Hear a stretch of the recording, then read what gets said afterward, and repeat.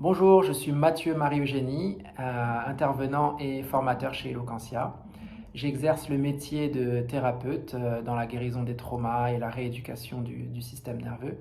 Et également aussi, je suis artiste, chanteur, connu sous le pseudo de Kalimat. Alors j'ai une astuce à partager avec vous sur la création et la trouvaille de punchline. L'idée est simple, c'est souvent on prend des citations euh, pour nourrir son discours et en guise de punchline parfois.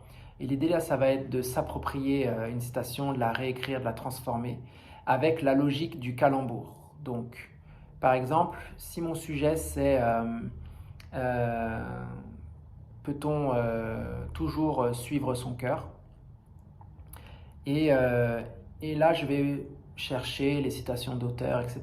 Et je vais trouver cette citation que tout le monde connaît, en tout cas qui est dans la mémoire collective, qui est dans le référentiel de beaucoup de personnes.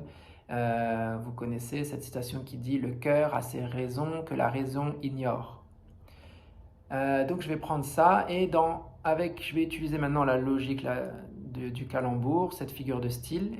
La définition du calembour, c'est que c'est un jeu de mots basé sur des ressemblances de sons et des différences de sens. Ça veut dire qu'on garde la structure sonore de la citation de base, mais on change le sens. Donc on change la structure sémantique. Et donc, par exemple, si moi je suis toujours sur mon thème de suivre mon cœur, les intuitions, etc., je peux dire en utilisant cette citation, je vais plutôt dire mon cœur a sa mission que ma raison explore.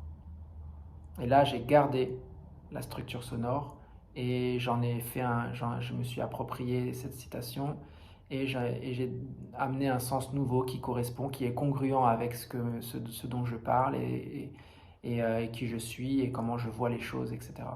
Et en même temps, en fait, quand on fait ça, comme on garde la structure sonore, donc grâce à la figure de style du calembour, c'est ça que ça permet, les personnes, en fait, le référentiel de la citation est toujours là, en arrière-fond.